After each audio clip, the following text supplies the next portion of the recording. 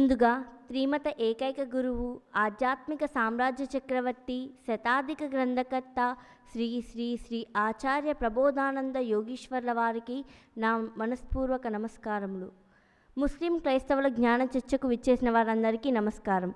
ఈరోజు ముస్లిం క్రైస్తవులకు ఇచ్చిన అంశం ఖురాన్ గ్రంథంలోని 16వ సూరా 102వ ఆయత్ మరియు 2వ సూరా 190వ ఆయత్ మరియు క్రైస్తవులు చర్చించవలసిన అంశం లూకా సువార్త 21వ అధ్యాయము 15వ వచనము, అంటే ఎదురాడని జ్ఞానము అనే అంశం పైన ఈరోజు చర్చ కొనసాగబడుతుంది. ముందుగా ముస్లింలు వచ్చి మాట్లాడతారు. త్రిమైత ఏకైక గురువు, ఆధ్యాత్మిక సామ్రాజ్య చక్రవర్తి, హిందూ జ్ఞాన ధర్మ ప్రదాత, సంచలనాత్మక రచయిత శ్రీ శ్రీ శ్రీ ఆచార్య ప్రబోధానంద యోగీశ్వరుల వారి దివ్యపాద పద్మములకు నమస్కరించుకుంటూ ప్రారంభిస్తున్నాము. జ్ఞాన శీర్షిక, ఈరోజు మాట్లాడే జ్ఞాన శీర్షిక ఎదురాడని జ్ఞానము. జ్ఞానము అనేది రెండు రకములుగా ఉంటుంది. ఒకటి ప్రపంచ జ్ఞానము, రెండు పరమాత్మ జ్ఞానం. ప్రపంచ జ్ఞానము అనేది వేరుగా ఉంటుంది, పరమాత్మ జ్ఞానం అనేది వేరుగా ఉంటుంది. ప్రపంచ జ్ఞానంతో మనం ఉదయం లేచినప్పటి నుంచి చేసే పని ప్రపంచ జ్ఞానంతో కూడుకుని ఉండగా మనకు ముక్తిని ప్రసాదించేటువంటి జ్ఞానం కేవలం పరమాత్మ జ్ఞానమే. కావున పరమాత్మ జ్ఞానంకు సంబంధించిన ఏ జ్ఞాన విషయమైనా ఎప్పటికీ ఎదురాడని జ్ఞాన విషయముగా ఉంటుంది. అది ఎన్నడూ పొల్లు పోకుండా ఉంటుంది, అంటే ఖచ్చితంగా జరిగి తీరుతుంది, దానికి ఎదురు అనేది లేకుండా ఉంటుంది. ఉదాహరణకు ప్రపంచ జ్ఞానము అప్పుడప్పుడు జనరేషన్ని బట్టి కొద్దిగా మార్పులు చేర్పులతో కూడుకొని ఉండడం మనం అందరం చూస్తూనే ఉన్నాం. మనం పుట్టినప్పటి నుంచి ఇప్పటికీ కొద్దిగా జ్ఞానం మారుతూ వస్తూ ఉండడం కూడా మనందరం గమనించి ఉన్నాం. కాకపోతే ఎదురాడని జ్ఞానం ఏదైనా ఉందంటే అది కేవలం అల్లా జ్ఞానమే. అది కేవలం దేవుని జ్ఞానం మాత్రమే ఎప్పటికీ ఎవరికి ఎదురాడకుండా ఉండే జ్ఞానమై ఉంటుంది. అంతిమ దైవ గ్రంథం ఖురాన్లోని 2వ సూర 190వ వాక్యం చూస్తే, వారితో అను, దీనిని నీ ప్రభువు వద్ద నుండి సత్యంతో విశ్వాసులను పటిష్టం చేయడానికి మరియు అల్లాహకు సంపూర్ణంగా విధేయులుగా ఉన్నవారికి సన్మార్గం చూపడానికి మరియు శుభవార్త అందజేయడానికి పరిశుద్ధాత్మ క్రమక్రమంగా ఉన్నది ఉన్నట్లుగా తీసుకొని వచ్చాడు అని ఉంది. అలాగే 2వ సూర 190, అంతకుముందు చెప్పింది 16వ సూర 102వ వాక్యం, క్షమించాలి, 2వ సూర 190వ వాక్యం చూస్తే, మరియు మీతో పోరాడే వారితో మీరు అల్లా మార్గంలో పోరాడండి, కానీ హద్దులను అతిక్రమించకండి. నిశ్చయంగా అల్లా హద్దులను అతిక్రమించే వారిని ప్రేమించడు. ఇక్కడ 2వ సూర 190లో మీతో పోరాడే వారితో మీరు కూడా దైవ మార్గంలో పోరాడండి అని ఉంది. పోరాటాలు రెండు రకాలుగా ఉంటాయి. ఒకటి ప్రాపంచిక పోరాటం, రెండు దైవ మార్గంలో సలిపే పోరాటం. దైవ మార్గంలో సలిపే పోరాటం ముందుగా దైవ జ్ఞానానికి సంబంధించిన ఏ పదార్థమైనా ఏ మాట అయినా బయటికి సంబంధించినది కాకుండా శరీరం అనే ఈ హద్దులోనే, శరీరం అనే ఈ గీతలోనే దేవుని జ్ఞాన సారం అంతా కూడుకొని ఉంటుంది. ఎక్కువ శాతం దేవుని జ్ఞానం సూక్ష్మంగానే ఉంటుంది. అది శరీరం అనే ఈ హద్దు లోపలే మనకు చెప్పడం జరుగుతూ ఉంటుంది. కాబట్టి దైవజ్ఞానం ఎప్పటికైనా శరీరం లోపలే, శరీరం హద్దులోనే మనం చూసుకున్నప్పుడు మనకు సరైన జవాబు, మనకు సరైన భావం తెలుస్తుందని స్వామివారు ఎన్నోసార్లు మనకు చెప్పడం జరిగింది. కాబట్టి ఇక్కడ మీతో పోరాడే వారితో మీరు కూడా దైవ మార్గంలో పోరాడండి, కానీ మితిమీరకండి. మితిమీరిపోయే వారిని అల్లా ఇష్టపడడు. పోరాటం అనేది కర్మేంద్రియములైన కాళ్ళు, చేతులు, నోరు, గుదము, గుహ్యము అనే ఈ 5 కర్మేంద్రియాలలో కాళ్ళతో చేతులతో కూడా ఎక్కువగా పోరాటంలో మనం చూస్తూనే ఉన్నాం. కానీ వాస్తవంగా నోటితో కూడా పోరాటం చేయవచ్చు. అవతల మనిషిని నోటి మాటలతోనే అంచివేయవచ్చును. బయట మనకు పెద్దలు ఒక మాట చెప్తూ ఉంటుంటారు, కాలు జారినా తీసుకోవచ్చు కానీ నోరు జారితే తీసుకోలేమని. అంటే మనకన్నా పెద్ద వయసు ఉన్న ఒక వ్యక్తికి పొరపాటుగా మన కాలు తగిలినప్పుడు సారీ అంటే అంతటితో అయిపోతుంది.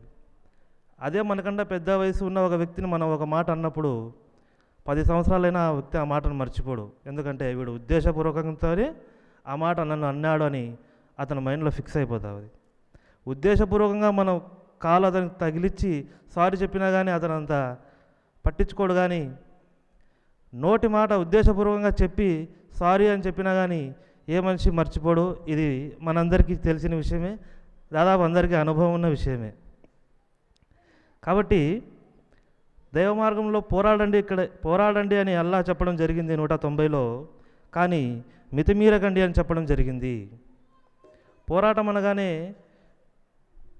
దైవ మార్గంలో పోరాటం అనగానే చాలామంది బయట చేస్తున్న విషయం ఏంటంటే అవతల మనిషిని గాయపరచడం లేదా హతమార్చడం. ఒక మనిషి మన ధర్మాలకు విరుద్ధంగా ఉన్నాడని, ఒక మనిషి మన భావాలకు విరుద్ధంగా ప్రవర్తిస్తున్నాడని, అతని భావముకు మన భావముకు ఎప్పుడైతే సరిపోదో అప్పుడు వెంటనే అతనితో మాటలే లేకుండా కేవలం చేతల్లోనే చూపించి అతన్ని లేకుండా చేయాలని లేదా వారి గుంపును లేకుండా చేయాలని చాలా ప్రయత్నాలు చేస్తుంటారు. అలాంటి ప్రయత్నాలు మనం ఎన్నో చూసాం. ఇవన్నీ ప్రాపంచికంగా చూస్తే చాలా బాధాకరమైన సంఘటనలు, రక్తసిక్తమైన సంఘటనలు ఎన్నో మనం చూస్తూనే ఉన్నాం. ఇక్కడ పోరాడండి అని చెప్పి తర్వాత అల్లా మితిమీరిపోకండి అని చెప్పింది మనకే. మితిమీరడం అంటే బాహ్య యుద్ధం చేయమని కాదు, బాహ్యంగా కత్తులతో, రాళ్లతో, చేతులతో, కాళ్ళతో పోరాడమని కాదు, కేవలం నోటి మాటలతో పోరాడమని. అలాగే దాని తర్వాత వాక్యం 2వ సూర 191వ వాక్యం చూస్తే, వారు ఎక్కడ ఎదురైనా మీరు వారితో తలపడండి, మిమ్మల్ని ఎక్కడి నుండి వారు తరిమి కొట్టారో అక్కడి నుండి మీరు కూడా వారిని తరిమి కొట్టండి. భావ మార్పిడి చేయడం అనేది చంపడం కన్నా తీవ్రమైనది. మస్జిదే హరాం వద్ద వారు మీతో యుద్ధం చేయనంత వరకు మీరు వారితో పోరాడకండి. వారు కనుక మిమ్మల్ని హతమార్చడానికి ప్రయత్నిస్తే మీరు వారికి ధీటైన జవాబుని ఇవ్వండి. అవిశ్వాసులకు సరైన సమాధానం ఇదే. ఇక్కడ చూసారా, భావ మార్పిడి చేయడం అనేది చంపడం కన్నా తీవ్రమైనది. ఒక మనిషిని బాహ్యంగా ఫిజికల్గా మనం డ్యామేజ్ చేసినంత కంటే అతనిలోని భావం మార్చడమే ఎక్కువ తీవ్రతను సృష్టిస్తుంది. దేవుని జ్ఞానం ఎప్పటికీ బాహ్యంగా కాకుండా సూక్ష్మంగానే చూడాలని మనం అనుకున్నట్లు ఇక్కడ మాటల ద్వారానే అతనిలోని భావం మార్చగలరని ఈ యొక్క ఆయత్ చూసినప్పుడు అర్థమవుతూ ఉంది. ఖురాన్ గ్రంథానికి మాతృ గ్రంథమైనటువంటి తౌరాత్ గ్రంథం ఏదైతే ఉందో, తౌరాత్ గ్రంథంలో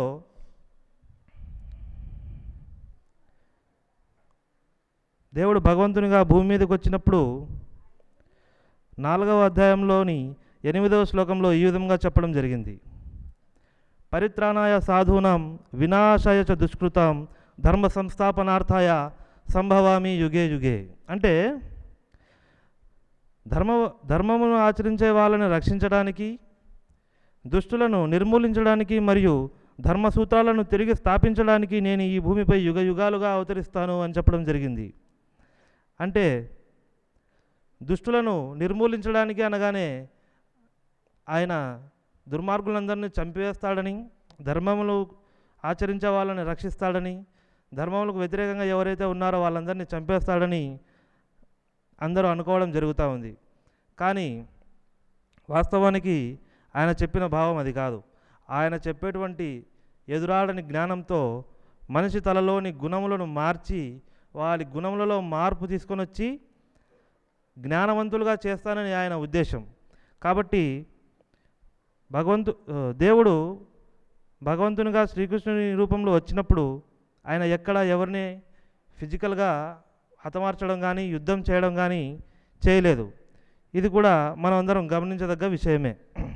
కాబట్టి పోరాటం అనగానే బయట అందరూ చేస్తున్నట్లు రక్తపాతాలు సృష్టించకుండా ఒక మనిషిని కూర్చోబెట్టి అతనితో ఎదురాడని జ్ఞానం, దేవుడు చెప్పిన విధంగా ఎదురాడని జ్ఞానం, ఎప్పుడైతే సత్య సమేతమైన జ్ఞానం మనం ఎదుటి ఉన్న వ్యక్తికి చెప్తామో అప్పుడు అతనిలోని అజ్ఞానం నశించిపోయి అతను జ్ఞానిగా మారడానికి వీలవుతుంది. అంతేకాని మన భావాలకు సరిపోలేదనో మన ధర్మాలకు వ్యతిరేకంగా ఉన్నాడనో చంపడం కాదు.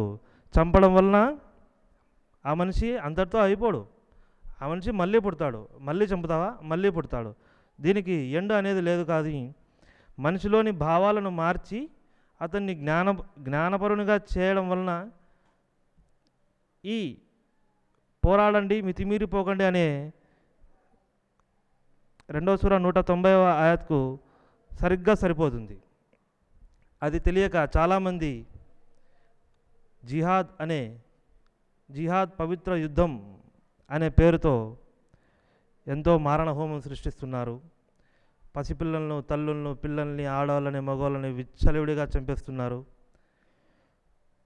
నిజంగా వారు చాలా అమాయకులు. ఎందుకంటే అంతకుముందు చెప్పినట్లు ఎదురాడని జ్ఞానం ఏదైతే ఉందో అది తెలియని కొందరి మాటల వల్ల, కొందరి ఉద్దేశాల వల్ల ప్రేరేపితులై స్వర్గం వస్తుందని ఆశతో వెనక ముందు ఏమీ ఆలోచించకుండా ఇటువంటి మారణ హోమాలకు మనిషి పాల్పడుతున్నాడు. ఏది సత్యమో ఏది అసత్యమో తెలియని అమాయకులైన యువకులు సైతం యుక్త వయసులో తల్లిదండ్రులను పోషించాలి, భార్యాపిల్లలను పోషించాలనే బాధ్యత మర్చిపోయి ఎక్కడో ఉన్న స్వర్గము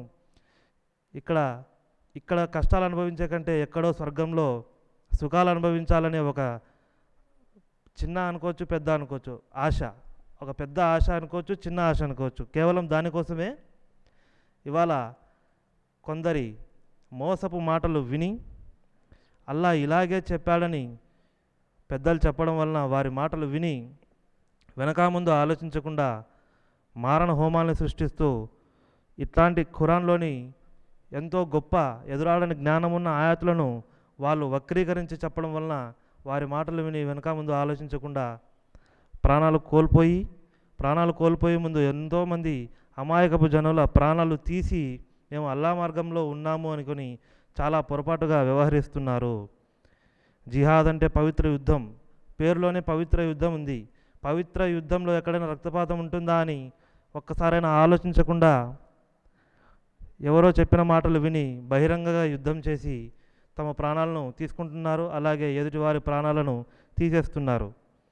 దేవుని జ్ఞానం సక్రమంగా అర్థం కాకపోతే ఎన్నో అనర్థాలు జరుగుతూ ఉన్నాయి. కావున ఇక నుంచైనా పవిత్ర ఖురాన్ గ్రంథాన్ని తీసుకొని అందులోని ఆయతులను విడమర్చి చదువుకొని దేవుడా అల్లాహ్ నాకు ఈ ఖురాన్లోని సరైన జ్ఞానం మాకు అర్థమయ్యేటట్లు చేయని ఆయన ప్రాధేయపడితే తప్ప అన్యదా వేరే మార్గం లేదు.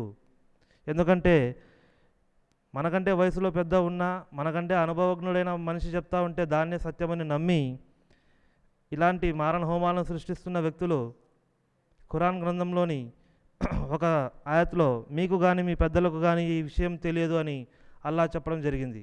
నువ్వు ఏ పెద్దల మాట అయితే విని మితిమీరిపోయి యుద్ధాలు చేస్తున్నావో వాళ్ళకు కూడా తెలియని విషయాలను నేను తెలియజేశానని అల్లాహ్ చెప్పడం, అది మనకు తెలియకపోవడం వల్లే ఇవన్నీ జరుగుతూ ఉన్నాయి. కావున అల్లాహ్ ఎక్కడో లేడు. 2వ సూర 186వ ఆయత్లో చెప్పినట్లు ఆయన నీకు నాకు కంఠనాళం కంటే దగ్గరగా, అంటే స్పష్టంగా నీలోనూ ఉన్నాడు, నాలోనూ ఉన్నాడు. పిలిస్తే పలుకుతాను అని చెప్పినట్లు, ఆలకిస్తే జవాబును ఇస్తాను అని అల్లాహే చెప్పినప్పుడు ఎవరో మాటలు విని ఏవేవో చేస్తూ మేము ఈ ప్రాణాలు కోల్పోవద్దండి. ఒక్కసారి ఖురాన్ గ్రంథంలోని వాక్యాలు విడమర్చి చదువుకోండి. 2వ సూర 186ను మళ్ళీ చదవండి. 2:186 మీరు అడిగితే జవాబు ఇస్తాను అంటున్నాడు ఆయన. పక్క వ్యక్తులను అడగద్దండి. అతను కూడా వ్యక్తే, నువ్వు వ్యక్తే. దేవుని సృష్టిలో నువ్వు కూడా ఒక మనిషివే, అతను కూడా ఒక మనిషే. కాబట్టి ఒక గుంపును నమ్ముకొని, నీకంటే వయసులో పెద్దవాళ్ళని నమ్ముకొని, వాళ్ళు చెప్పిందే గుడ్డిగా నమ్ముకొని ప్రపంచ విషయాల్లో పోయినా పెద్ద నష్టం ఉంటుందేమో, లాభం ఉంటేనే ఉండొచ్చు, నష్టమైనా ఉండొచ్చు ప్రపంచ విషయాల్లో. కానీ దేవుని విషయంలో మాత్రం ఖచ్చితంగా నష్టపోతారు. ఖురాన్లోని ఎన్నో ఆయతుల్లో చెప్పడం జరిగింది, బుద్ధి జ్ఞానం ఉన్నవారు గ్రహించుకుంటారు అని. ఆ బుద్ధి జ్ఞానము ఎవరు ఇచ్చేది కాదు, అది అల్లాహే మీకు ఇవ్వాలి. అల్లా ఎక్కడో ఏడో ఆకాశంలో ఉన్నాడని మనం ఆలకించే ఈ కోరికలు, రకరకాల కోరికలు కోరడం వల్ల అవి జరుగుతాయో లేదో తెలియదు. కానీ దేవుని జ్ఞానం సక్రమంగా అర్థం కావాలని ఈ రోజు నుంచైనా ప్రయత్నం చేయండి. అల్లా ఎక్కడో లేడు, మీలోనూ ఉన్నాడు, మాలోనూ ఉన్నాడు. 2వ సూరా 186వ ఆయతు, నా దాసులు నన్ను గురించి నిన్ను అడిగితే నేను వారికి అతి సమీపంలో ఉన్నాను, పిలిచేవాడు నన్ను పిలిచినప్పుడు నేను అతని పిలుపును విని జవాబిస్తాను. కాబట్టి వారు సరైన మార్గం పొందడానికి నా ఆజ్ఞను అనుసరించాలి మరియు నా యందు విశ్వాసం కలిగి ఉండాలి అని చెప్పు. చూడండి, కాబట్టి వారు సరైన మార్గం పొందడానికి నా ఆజ్ఞను అనుసరించాలన్నాడు. కానీ మీ పెద్దవాళ్ళు చెప్పే ఆజ్ఞను అనుసరించాలని ఎక్కడా చెప్పలేదు. కాబట్టి ఇక నుంచైనా మేల్కొని మీకు ఏదైనా డౌట్స్ ఉంటే అల్లానే ప్రాధేయపడండి. అందరికీ జ్ఞానం చెప్పేవాడు అల్లాయే. కావున వేరే మనిషిని నమ్మి అతను గుడ్డివాడై మీరు గుడ్డివారై గుడ్డివారంతా కలిసి గుంతలో పడినట్లు మోసపోకండి. ఎదురాడని జ్ఞానం ఏదైతే ఖురాన్లో చెప్పి ఉన్నారో దానిని తిరిగి అల్లా జ్ఞానం అల్లాకే తెలుసు అని ఆయన ఖురాన్లో స్పష్టంగా తెలియజేశాడు. కాబట్టి మనిషిని నమ్మకుండా అల్లానే నమ్మండి, అల్లానే ప్రాధేయపడండి, అల్లానే అడగండి. ఆయనే క్షమించేవాడు, ఆయనే కరుణించేవాడు, ఆయన ఏ అక్కరా లేనివాడు. ఇంతటితో సెలవు తీసుకుంటున్నాను. మొదటిగా గొడవలు అటువంటివి బయట గొడవలు ఉంటాయి, లోపల గొడవలు ఉంటాయి. ప్రపంచం సంబంధించినవి ఒకటి ఉంటాయి, అలాగే దైవికంగా సంబంధించినవి ఒకటి ఉంటాయి. కొంతమంది అడగచ్చు, అరే భయ్ నేను పొద్దున్న లేచినాంచి ఖురాన్ చదువుకుంటా, 5 పూట్ల నమాజ్ చేస్తా, నేను ఎవరితో గొడవ పడను, మరి గొడవలు ఎందుకు పడుతాయి, గొడవలు ఎందుకు జరుగుతాయి, ఈ ఆయత్తు ఎవరి కోసం చెప్పారు అని ఒక్కసారి 2వ సూరా 190 ఆయత్తు, మరియు మీతో పోరాడే వారితో మీరు అల్లా మార్గంలోనే పోరాడండి, కానీ హద్దులను అతిక్రమించకండి. నిశ్చయంగా అల్లా హద్దులను అతిక్రమించే వారిని ప్రేమించాడు. ఇప్పుడు ఈయన ఎవరితో పోరాడమంటున్నాడు? అయినా మేము పోరాడాల్సిన అవసరం ఏముంది? మేము పొద్దున్న లేచిన నుంచి అల్లా జ్ఞానంలోనే ఉంటాము, మేము ఎవరితో పోరాడాము, గొడవే పడడం. అటువంటిప్పుడు ఈ ఆయత్తు అటువంటి వారికి వర్తిస్తుందా? వర్తిస్తుంది. ఎందుకంటే ప్రతి ఒక్క జీవి పుట్టినప్పటి నుంచి గుణాలనే మాయతో పోరాడుతూనే ఉన్నాడు. అల్లా మార్గంలో చేరడానికి ఎప్పుడైతే గుణాలను జయించుతాడో అప్పుడు దైవానికి దగ్గరవుతాడు. గుణాలను జయించి లేకోకుండా చేసుకొని గుణరహితమైన ఆత్మ సన్నిధి చేరుకున్నప్పుడే దైవం నీకు కనబడుతుంది. అలాగే కానీ మేము ప్రపంచ సంబంధించిన విషయాలలో మా దేవుణ్ణి ఏదన్నా అంటే కనుక మేము పోరాడతాం, మాకు అల్లా చెప్పినాడు, ఈ ఆయత్తును సూచనగా పెట్టుకొని మేము ఈ విధంగా నడుచుకుంటాము, మాకు ఎవరైనా కానీ ఎదురు చెప్తే వారితో పోరాడమండి అని మాకు అల్లా చెప్పాడని చెప్పేసి ఈ వాక్యం చాలామంది చూపిస్తున్నారు. కానీ మీకు పోరాడమని చెప్పింది బయట బాహ్యంగా కనిపించే వ్యక్తులతోనా, లోపల సూక్ష్మంగా ఉండే గుణాలతోనా అనేది ఒక్కసారి యోచన చేయకోకుండా అల్లా చెప్పిన జ్ఞానానికి అర్థం లేకోకుండా చేస్తున్నారు. అటువంటి వారు ఎక్కడైతే సంపూర్ణ జ్ఞానం మీకు తెలియబడుతుందో, అల్లా చెప్పిన ఆయతులకు వివరంగా మీకు ఎక్కడైతే తెలుస్తుంది అని అనుకుంటారో, మీకు తెలియకపోతే ఒక్కసారి మా త్రైత సిద్ధాంత ఖురాన్ను చదవండి. చదివిన తర్వాతనే దీంతో వివరంగా విడమర్చి అల్లా ఏ విధంగా ఆయన భావాన్ని ఏ విధంగా అయితే తెలిపాడో అదే భావంతోనే మన ముందుకు అలాగే తీసుకొచ్చారు. ఏమని చెప్తున్నారు ఒకసారి విందాం. 16వ సూర 102వ ఆయత్తు, వారితో అలాను దీని ఖురాన్ను నీ ప్రభు వద్ద నుంచి సత్యంతో, మీ ప్రభు వద్ద నుంచి సత్యంతో వచ్చింది. సృష్టి ఆదిలో ఏ విధంగా అయితే భగవద్గీత శ్రీకృష్ణ పరమాత్మ ఏ విధంగా అయితే చెప్పారో అదే విధంగానే మీ ప్రభు మీ ప్రభు వద్ద నుంచి సత్యంతో విశ్వాసులకు విశ్వాసంలో ప్రతిష్ఠ చేయడానికి మరియు అల్లాహకు సంపూర్ణంగా విధేయులుగా ఉన్న వారికి మాత్రమే లభిస్తుంది. ఎవరైతే అల్లా జ్ఞానాన్ని అల్లా ఏ విధంగా తెలిపాడో ఆ విధంగా తెలుసుకోవాలి, నేను అల్లా మార్గంలోనే పోవాలి, అల్లా జ్ఞానమే కావాలి, దైవ జ్ఞానమే కావాలి నాకు అనుకునే వారికి మాత్రమే, ఎప్పుడైతే అల్లా మీద నువ్వు ఎప్పుడైతే ఆత్మను విశ్వసించుతావో సమస్త కార్యంలో ఈ ఆత్మే చేయుచున్నది, శరీరానికంతా చైతన్య శక్తిని ఇస్తూ కర్మ రీతిగా నడిపించుతున్నది ఈ ఆత్మే అని నువ్వు ఎప్పుడైతే విశ్వసిస్తావో అప్పుడే నీకు ఖురాన్ కానీ బైబిల్ కానీ భగవద్గీత కానీ 3 నీకు అర్థం కాగలవు. ముస్లిమ్స్లో సన్మార్గం చూపడానికి మరియు శుభవార్త అందజేయడానికి పరిశుద్ధాత్మ క్రమక్రమంగా ఉంది. ఉన్నది ఉన్నట్టు తీసుకొని వచ్చాడు. ఉన్నది ఉన్నట్లు ఏదైతే సృష్టి ఆదిలో వచ్చిన జ్ఞానాన్ని అదే విధంగానే ఇప్పుడు కూడా ఖురాన్లో చిట్ట చివరి గ్రంథమైన ఆ గ్రంథంలో తొలిగా ఎట్లా వచ్చిందో లాస్ట్గానే అలాగే ఉంది. దీన్ని ఏమాత్రం మార్పు చేర్పులు లేదు. ఏ విధంగా అయితే జ్ఞానం ఉందో దేవుడు ఏ భావంతో చెప్పాడో ఆ భావంతోనే ఖురాన్ను తెచ్చారే కానీ మీరు ఏదో మీ భావాలను బట్టి ప్రపంచ సంబంధించిన భావాలను బట్టి నా మార్గంలో నడచల్లా నేనే పెద్ద గురువును కావాలని చెప్పేసి పీఠాధిపతులు విడదీసి చెబుతున్నారే తప్ప ఎప్పుడైతే కనుక 3 గ్రంథాలు ఒకటే, 3 గ్రంథాలలో ఉన్న జ్ఞానం ఒకటే అని తెలుసుకుంటారో అప్పుడే దైవ జ్ఞానం అండ్ దేవుడిని మార్గంలో నడచడానికి మనం సంపూర్ణంగా జ్ఞానంలో అవుతాం. ఈ విధంగా నడచాలంటే తొట్టతనిగా మనకు మాయ అనేది తెలుసుకోవాలి. అంటే దైవీశేష గుణమయి మమ మాయ, అంటే గుణాల రూపంలో మాయ ఉంది. ఆ మాయ కూడా ఏమి దైవీశేష అంటే దైవంతో నా మాయ మమ మాయ అని చెప్పాడు. అంటే ఆ మాయను కూడా ఎవరైనా కూడా తక్కువ అంచనా వేయొద్దండి. అలాగే ఇది మీరు హద్దు దాటి మితిమీరిపోవాకండి అని చెప్పారు. అలాగే మాయ అనేది కూడా దైవంతో కూడుకున్నది, దైవం సృష్టించినదే. ఎప్పుడైతే భగవంతుడు జ్ఞానాన్ని తెలుపు నిమిత్తము ఒక అంచనగా వచ్చే ఆయన రాకముందే 3 వంతులుగా మాయ తనకన్నా ముందే వచ్చి ఉంటుంది. అది ఎవరు సృష్టించారో ఆయనే సృష్టించాడు. ఎందుకు సృష్టించుకున్నాడు? ఎవరైతే తనకు ఇష్టలు కాదో వాళ్ళను తన వద్ద లేకుండా చేయడానికి మాత్రమే చెప్తారే కానీ ఎవరైతే తనకు ఇష్టలు ఉంటారో వాళ్ళని ఆయనే పిల్లంపించుకుంటారు. అలాగని చెప్పేసి మాయను మీరు ఎవరు తక్కువ అంచనా వేయొద్దండి. అల్లా చెప్పిన హద్దులను దాటద్దండి.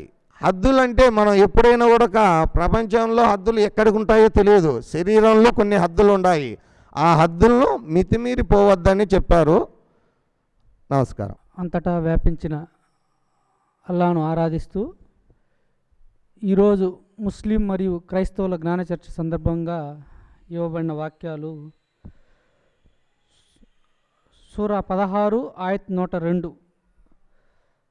వారితో అను, దీనిని ఈ ఖురాన్ను నీ ప్రభువు వద్ద నుండి సత్యంతో విశ్వాసులను విశ్వాసంలో పటిష్టం చేయడానికి మరియు అల్లాహకు సంపూర్ణంగా విధేయులుగా ఉన్న వారికి సన్మార్గం చూపడానికి మరియు శుభవార్త అందజేయడానికి పరిశుద్ధాత్మ క్రమక్రమంగా ఉన్నది ఉన్నట్లుగా తీసుకొని వచ్చాడు. అలాగే ఇంకొక వాక్యము సూరా 2 ఆయత్ 190. మరియు మీతో పోరాడే వారితో మీరు అల్లా మార్గంలో పోరాడండి, కానీ హద్దులను అతిక్రమించకండి. నిశ్చయంగా అల్లా హద్దులను అతిక్రమించే వారిని ప్రేమించడు. ఇక్కడ ముందుగా జ్ఞానము అంటే విషయము. ఈ విషయము 2 రకాలుగా ఉంది. ఒకటి ప్రపంచ విషయము, రెండోది దేవుని విషయంగా ఉంది. అలాగే మనకి 6 శాస్త్రాలు ఉన్నాయి. అవి చూస్తే గణిత శాస్త్రం, ఖగోళము, రసాయనం, భౌతికం, జ్యోతిష్యం, బ్రహ్మ విద్యాశాస్త్రం. ఇటు ఈ ప్రపంచ విషయం కానీ, అంటే ప్రపంచ జ్ఞానం కానీ, ఇటు దేవుని జ్ఞానం కానీ మనకి ఈ 6 గ్రంథాల్లో నుంచే లభిస్తుంది. ఈ ప్రపంచ విషయం మనం గురువు ద్వారా అయినా తెలుసుకోవచ్చు, లేదా స్వయంగా అయినా తెలుసుకోవచ్చు. ఎందుకు అంటే అది మన జ్ఞానేంద్రియాలకు తెలిసే విషయం కాబట్టి. ఇక దేవుని విషయంకి వస్తే గురువు లేకుండా ఏ మనిషి దేవుని జ్ఞానం తెలుసుకునేదానికి అవకాశమే లేదు. ఎందుకు అంటే దైవ గ్రంథంలో ఏం చెప్పబడి ఉందంటే అగోచర జ్ఞానము అల్లాకి తప్ప ఎవరికీ తెలియదు అని చెప్పబడి ఉంది. అగోచర జ్ఞానము అంటే మన జ్ఞానేంద్రియాలకి తెలియని విషయము అని. అలాగే ఇంకొక వాక్యంలో అల్లా జ్ఞానం అంటే దేవుని జ్ఞానం దేవునికి తప్ప ఏ మనిషికి తెలియదు అని కూడా చెప్పబడి ఉంది ఖురాన్లో. అంటే దీన్ని బట్టి మనకేం అర్థమవుతుంది అంటే దైవ జ్ఞానము గురువు ద్వారా తప్ప ఏ మనిషి స్వయంగా తెలుసుకునేదానికి అవకాశము లేదు అని దైవ గ్రంథాలు స్పష్టంగా చెప్తున్నాయి. ఇక ఈ దైవ గ్రంథము చాలామంది చదువుతారు, లేదా చాలామంది దగ్గర మనం వింటానే ఉంటాం. ఇటు ప్రపంచ విషయం కానీ అటు దేవుని విషయం కానీ మనిషి తన శ్రద్ధతోనే తెలుసుకుంటున్నాడు. తనకి దేని మీద శ్రద్ధ ఉంటే ఆ విషయం అతను తెలుసుకునేదానికి ప్రయత్నించి ఆ విషయం తెలుసుకోవడం జరుగుతుంది. తెలుసుకునే విషయము కొంతమందికి ఎక్కువ అర్థమై ఉండొచ్చు, కొంతమందికి తక్కువగా అర్థమై ఉండొచ్చు. ఈ హెచ్చు తగ్గు అర్థమయ్యే విషయాల్లో ఏమవుతుందంటే ఈ మనుషుల మధ్య భావాల్లో తేడా వస్తుంది. ఇప్పుడు యేసు ప్రభు వారు ఏమన్నారంటే నేను ఎదురాడని జ్ఞానం మీకు ఇస్తాను అన్నారు. ఇప్పుడు యేసు ప్రభు వారి జ్ఞానం చదివిన వాళ్ళు ఉన్నారు, ఆయన ద్వారా స్వయంగా విన్న వాళ్ళు కూడా ఉన్నారు. విన్నవాళ్ళు ఆయన జ్ఞానాన్ని అంగీకరించారా అని మనం ప్రశ్నించుకుంటే రెండు, ఆయన జ్ఞానం అంగీకరించిన వాళ్ళు ఉన్నారు, అంగీకరించని వాళ్ళు కూడా ఉన్నారు. అలాంటిది మనం చెప్పినప్పుడు ఎదుటి వ్యక్తి వింటాడా అంటే అతను భావం మార్చుకుంటాడంటే అవకాశం ఉంది, లేదని చెప్పడం లేదు. అది ఒక విధానం. అంటే బాహ్యంగా మనం ఎదుటి వ్యక్తికి మనకు అర్థమైన విషయాన్ని తెలియజేసినప్పుడు. అలాగే మనం లోపలగా చూసుకున్నప్పుడు ఏం జరుగుతుందంటే ఒక మనిషి యొక్క శరీరము 10 స్థూల భాగాలతోనూ 15 సూక్ష్మ భాగాలతోనూ ఉంది.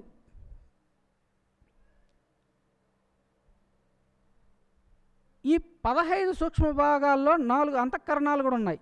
బుద్ధి, చిత్తము, అహము,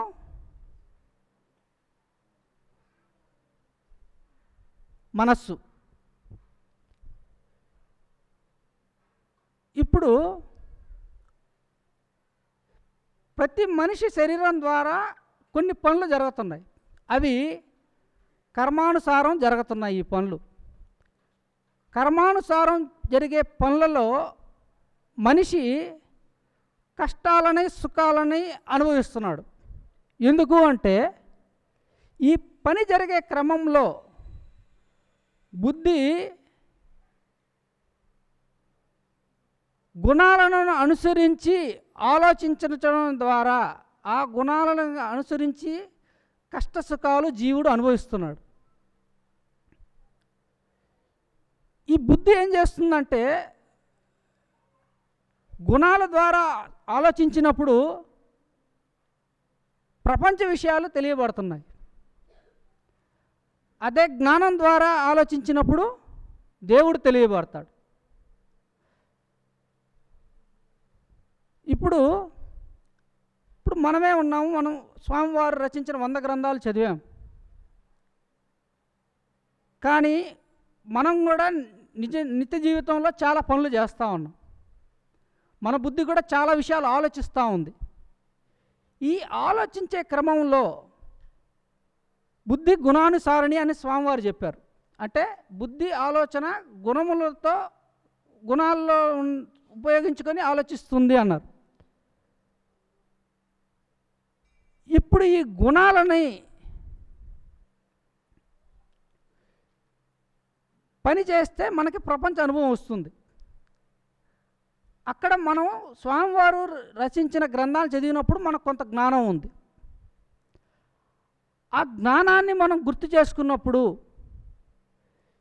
ఇమీడియట్గా మన బుద్ధి ఇంకోసారి ఆలోచిస్తుంది, ఇంకో ఆలోచనలోకి వెళ్ళిపోతుంది.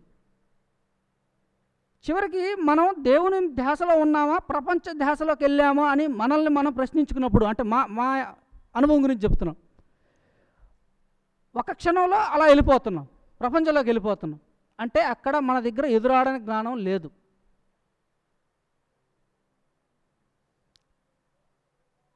గుణాలు ప్రపంచ విషయాలను అందించే స్థాయికి వచ్చేసినాయి. అంటే మన దగ్గర సరైన జ్ఞానం అక్కడ లేదు. ఇప్పుడు ఎదురాడని జ్ఞానం ఎవరికి కావాలి?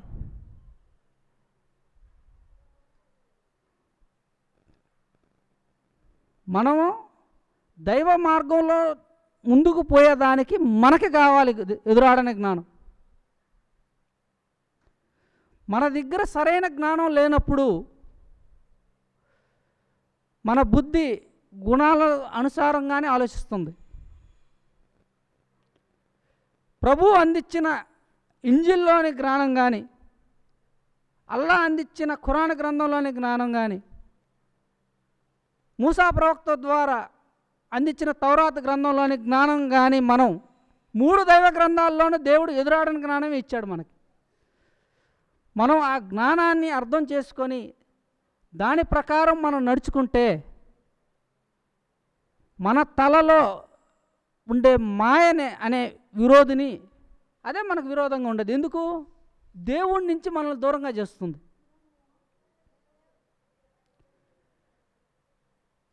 ఆ జ్ఞానం మనం తెలుసుకున్నప్పుడు మనం సక్రమంగా దైవ మార్గంలో ముందుకు పోయేదానికి అవకాశం ఉంది.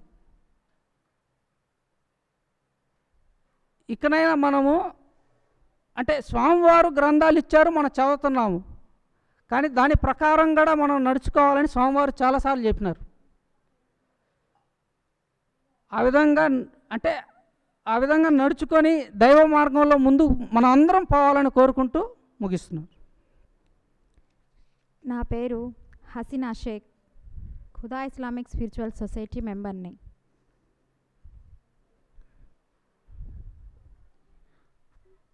మా అబ్బాయి చిన్నప్పుడు తన ఫ్రెండ్తో క్రికెట్ ఆడుకుంటున్నప్పుడు, అబ్బాయి నేను ఇండియా టీంలో ఉంటాను, నా టీం ఇండియా, నువ్వు ముస్లిం కాబట్టి నువ్వు పాకిస్తాన్ టీము, ఇలా టీమ్స్ పెట్టుకొని ఆడుకోవాలి అని చెప్పాడనమాట. అంటే 3rd క్లాస్లో ఈ లెసన్స్ ద్వారా టెక్స్ట్ బుక్లో హిందూయిజం, బుద్ధిజం, క్రిస్టియానిటీ అనేవి ఇంట్రడ్యూస్ అవుతాయి పిల్లలకి. అవి విన్నప్పుడే వచ్చి అదేంటమ్మా హిందూయిజం ఏంటి, ముస్లిం క్రిస్టియన్ ఏంటి, నేను ముస్లిమా, నా ఫ్రెండ్ ఎవరు, ఆ ఫ్రెండ్ ఎవరు, వీడేమవుతాడు, ఇట్లా చెప్తున్నారు ఏంది అని వాళ్ళకి 3rd క్లాస్లో ఏమీ తెలీదు, అప్పుడే ఇంట్రడ్యూస్ అవుతాయి. 6th క్లాస్ చదువుతున్నప్పుడు నేను ఇండియా టీంలో ఉంటాను, నువ్వు ముస్లిం కాబట్టి నువ్వు పాకిస్తాన్లో టీంలో ఉండాలి అన్నంత ఫాస్ట్గా ఎదిగిపోయారు ఒక 3 ఇయర్స్కి. అంటే సమాజం అంత ఫాస్ట్గా నేర్పిస్తుంది మతం గురించి, నువ్వు వేరు నేను వేరు అనే దాని గురించి అంత ఫాస్ట్గా. త్రైత సిద్ధాంతం తెలియడం ద్వారా, చిన్నప్పటి నుంచి మా అబ్బాయి తెలియడం ద్వారా, లేదు నేను కృష్ణుని లవ్ చేస్తాను, నాకు కృష్ణుడు అంటే ఇష్టము, భగవద్గీత గ్రంథం కూడా మా ఇంట్లో ఉంది, ఖురాన్లో కూడా ఉందంట భగవద్గీత అని తను చెప్పి ఇంటికి వచ్చాడు. నేను వాళ్ళ పేరెంట్స్కి ఫోన్ చేసి ఈ వయసులోనే ముస్లిము, పాకిస్తాన్ ఇవన్నీ ఏంటండి అంటే, మా అబ్బాయి అసలు ఇంట్లో అలా మాట్లాడండి, సడన్గా ఇలాంటి వర్డ్స్ ఎలా వచ్చాయో కూడా నాకు తెలియట్లేదు అంటే, చూడండి పిల్లలకి చెప్పండి ఇవన్నీ, ఈ ఏజ్ నుంచి ఇట్లా అయితే ఎలాగా అని చెప్పి ఒక హెల్దీ అట్మాస్ఫియర్తో డిస్కషన్ చేసి అంతా మన పిల్లలే కదా అని అయింది. 6th క్లాస్ చదువుతున్న అబ్బాయికి నేను కృష్ణుని లవ్ చేస్తున్నాను, నేను ఇండియాలోనే ఉంటున్నాను, నువ్వు నన్ను ఎందుకు ముస్లిము, నువ్వు పాకిస్తాన్ అని అట్లా వేరు చేసి మాట్లాడుతున్నావు అన్న జ్ఞానభిక్ష పెట్టిన శ్రీ శ్రీ శ్రీ ఆచార్య ప్రబోధానంద యోగీశ్వరుల వారి పాదపద్మలకు నమస్కారాలు తెలియజేస్తున్నాను. ఈరోజు చర్చ ఎదురాడని జ్ఞానం. ఇవ్వబడిన ఆయత్తు ఖురాన్ గ్రంథంలో సూరా 2 191లో వారు ఎక్కడ ఎదురైనా మీరు వారితో తలపడండి, మిమ్మల్ని ఎక్కడి నుండి వారు తరిమి కొట్టారో అక్కడి నుండి మీరు కూడా వారిని తరిమి కొట్టండి. ఇది చూడంగానే ఎట్లా ఉంది? ఏందో యుద్ధం చేస్తున్నట్టు. తలపడండి, తరిమి కొట్టండి అని ఉంది. ఫస్ట్ 2 లైన్లో తలపడండి, తరిమి కొట్టండి, ఎక్కడి నుండి వారు తరిమి కొట్టారో అక్కడి నుండి తరిమి కొట్టండి అని వాక్యంలో ఉంది. దీనికి పెద్దలు ఏమంటారు? మక్కా టైంలో మక్కాలో ఉన్న అవిశ్వాసులు, ముస్లింల పాపులేషన్ తక్కువగా ఉన్నప్పుడు ఆ అవిశ్వాసులు మనపై దాడికి వచ్చినప్పుడు అప్పుడు వాళ్ళని తరిమి కొట్టాలి, వాళ్ళతో తలపడాలి. అది కూడా వాళ్ళ పాపులేషన్ ఎక్కువైపోయినప్పుడు తర్వాత అంట. తక్కువగా ఉన్నప్పుడు, బలహీనంగా ఉన్నప్పుడు వారితో తలపడకూడదు. ముస్లిం పాపులేషన్ ఎక్కువైన తర్వాత ప్రవక్త వారు చెప్తారంట, ఇప్పుడు మన జనం ఎక్కువయ్యారు, ఇప్పుడు తలపడండి అని చెప్పేసి. అప్పుడు చెప్పారు ఈ వాక్యము, అల్లా అవిశ్వాసులు మీపై దండయాత్రకు వచ్చినప్పుడు అని చెప్పారు. బాగుంది, వాక్యం వివరణ బాగా చెప్పారు. అంటే స్త్రీలను చంపకూడదు, పిల్లల్ని చంపకూడదు, యుద్ధ నీతులు అన్నీ చెప్పుకుంటూ వచ్చి అవిశ్వాసులు ముస్లింల మీద వచ్చినప్పుడు మాత్రమని ఈ విధంగా చెప్పారు. మేము ముస్లింలు కాబట్టి అల్లా ఏం చెప్తాడో అదే కరెక్ట్ అని మాకు ఐడియా రాదు. ఓహో, అప్పుడు యుద్ధం జరిగినప్పుడు ప్రవక్తని ఎంతమంది కష్టపెట్టారో, ఆయన ఖురాన్ను వ్యాప్తి చేస్తున్నప్పుడు అని చెప్పేసి అంతవరకే అనుకుంటాము. అందరి అభిప్రాయాలు ఒకేలాగా ఉండవు కదా. ఇప్పుడు హిందువులు మీ ఖురాన్ గ్రంథంలోనే తలపడండి, తరిమి కొట్టండి అని ఉంది అని చూపిస్తుంటారు. అప్పుడు వీళ్ళు ఆన్సర్ ఇవ్వాలి కదా. వీళ్ళేమంటారు రిటర్న్లో? మీ భగవద్గీతలో కూడా కృష్ణుడు దుష్ట శిక్షణ చేయడానికి వస్తాను అని అన్నారు, ఫస్ట్ అది చెప్పండి దానికి ఆన్సర్ అంటారు. వీళ్ళ దగ్గర ఆన్సర్ ఉన్నప్పుడు ఆన్సర్ ఇచ్చేయాలి. ఆన్సర్ లేదు కాబట్టి మీ భగవద్గీతలో కూడా కృష్ణుడు ఇట్లాగే చేస్తారు కదా అని ఆన్సర్ చెప్పారు. మాకైతే ఆ డౌట్ రాలేదు, ఎందుకంటే అల్లా భయం కదా, ఏది చెప్తే తల ఊపుతూ అంటాం. వేరే అభిప్రాయం ఉన్న వాళ్ళు ఇది ఎట్లాగా మీ అల్లా ఎట్లా తరిమి కొట్టండి, యుద్ధం చేయండి అని ఎలా అంటారు అని అడుగుతారు. దానికి ఆన్సర్ ఇవ్వాలి. అది వాళ్ళ దగ్గర ఉండదు కదా, ఇవ్వలేకపోయారు. కానీ త్రైత సిద్ధాంతం అంతిమ గ్రంథం ఖురాన్ గ్రంథంలో స్వామివారు ఏం చెప్పారు?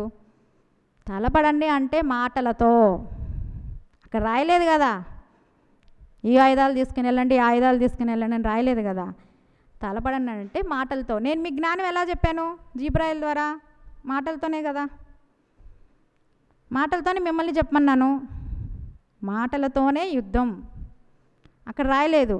మనం తరిమి కొట్టాలి అదనంగానే ఆయుధాలు అది ఇది అని మనం అనుకున్నాము.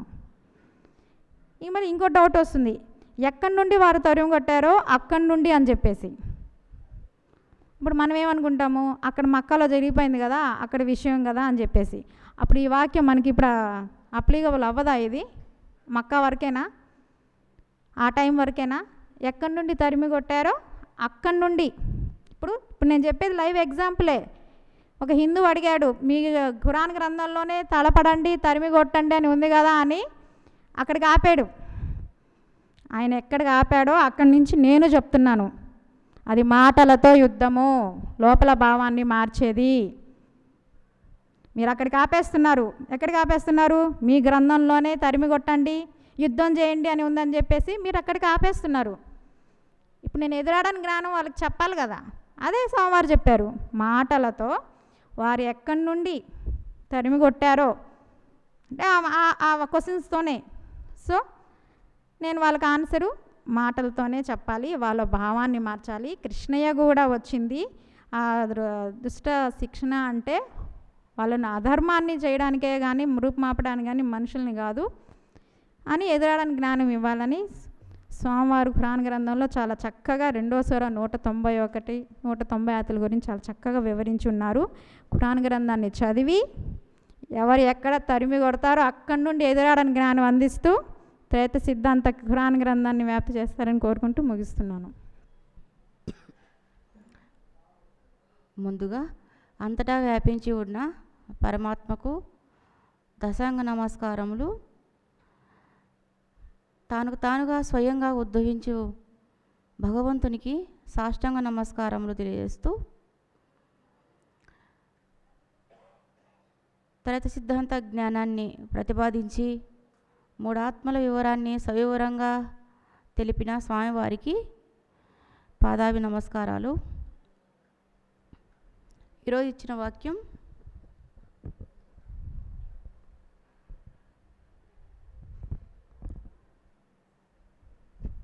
జ్ఞానంతో పోరాటం.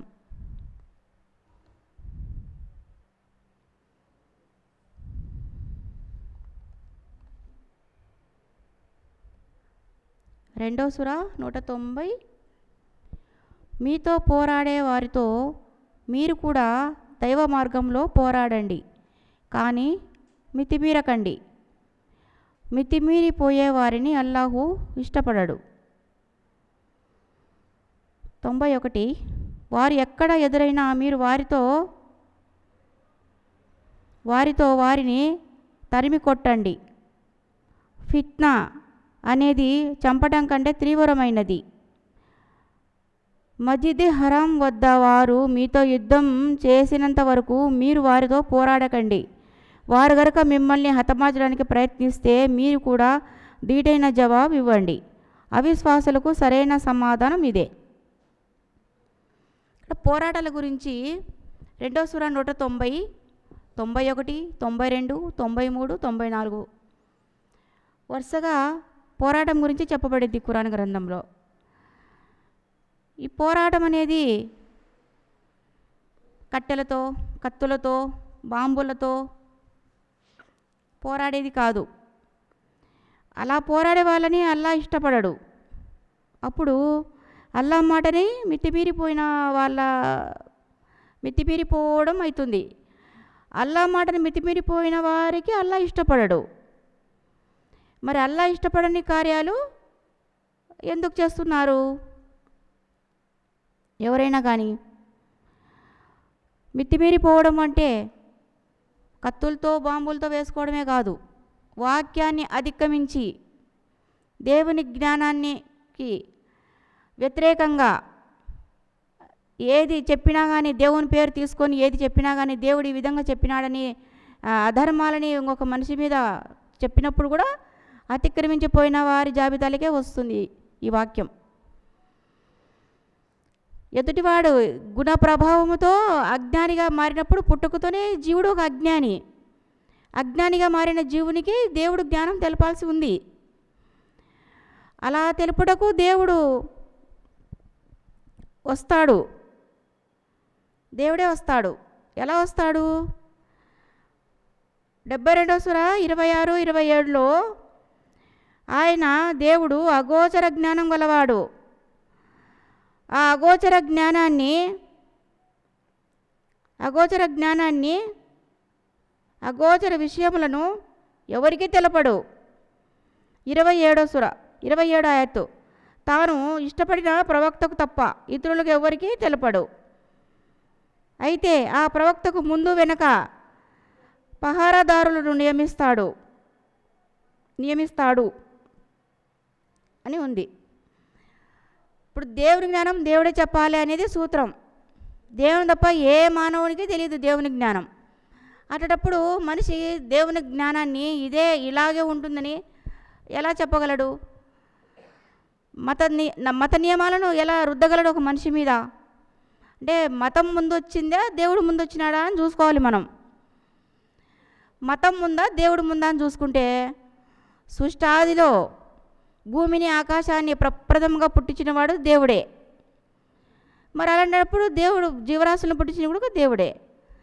మరి దేవుని ఎలా తెలుసుకోవాలో చెప్పేది కూడా దేవుడే.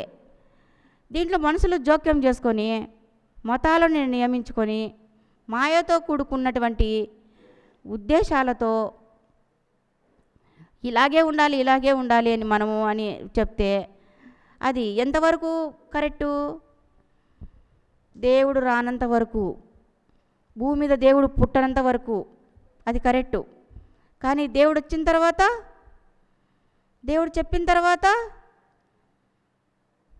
అవన్నీ అసత్యాలని తెలిపోతుంది. ఎలా తెలుస్తుంది అంటే, భగవద్గీత కానీ, బైబిల్ గ్రంథం కానీ, ఖురాన్ గ్రంథం కానీ, ఈ 3 గ్రంథాలు తెలియకోకుండా ఒకే ఒక గ్రంథాన్ని తీసుకొని ఇదే కరెక్టు అని ఎప్పుడైతే చెప్తున్నారో అక్కడ అది కరెక్టు కాదు. 3 గ్రంథాలు తెలిసినప్పుడే ఒక సత్య మార్గంలో ఉన్నట్లు మనం. అప్పుడు సత్యంతో పోరాడడానికి మనకు దేవుడు జ్ఞానం మనకిస్తాడు, ఎదురాడని జ్ఞానాన్ని ఇస్తాడు దేవుడు. అసత్యవాదులు ఒక గ్రంథాన్ని తీసుకొని ఒక మతాన్ని ఏర్పరచుకొని ఇదే కరెక్టు, ఇలాగే ఉండాలని వాళ్ళు అడిగినప్పుడు, చెప్తున్నప్పుడు, దండిస్తున్నప్పుడు వాళ్ళు ఏ ధైర్యంతో అంత గట్టిగా చెప్తున్నారు? ఎందుకంత ధైర్యం వాళ్ళకి? ఒక గ్రంథం చదివిన వాళ్ళకి ఎందుకంత ధైర్యం? ప్రశ్నే కదా ఇది. ఒక గ్రంథం చదివి అది అర్థం కాకపోయినా కానీ ఏదో అర్థమైనట్లు ఒక పెద్దలు చెప్పినారని నియమాన్ని తీసుకొని అంత ధైర్యంగా ముందుకొచ్చి ఇది మీది తప్పు అని చెప్తున్నాడంటే, 3 గ్రంథాల సారాంశం తెలుసుకున్న, దేవుడి దారిలో నడుస్తున్న జ్ఞానులకి ఇంకా ఎంత ధైర్యం ఉండాలి? అతని అజ్ఞానాన్ని అణచడానికి మనకెంత ధైర్యం ఉండాలి? ఇప్పుడు సలాం లేకుం అన్నామనుకో పదం, అస్సలాం లేకుం అని అంటారు అతడు వ్యక్తి. ఎందుకంటున్నాడు ఆ మాట? నమస్కారం అంటాం, మరి తిరిగి నమస్కారం చెప్తున్నాడు. ఎందుకు ఆ నమస్కారం తెలుసా ఎవరికైనా? ఎవరికి తెలియదు. సలాం లేకుం అంటే అలైకుం అస్సలాం అంటాడు, అది ఎవరికి తెలియదు. కానీ చెప్పుకుంటున్నాం, ఏదో మనము అది ఉంది కానీ చెప్పుకుంటున్నాం దాని గురించి.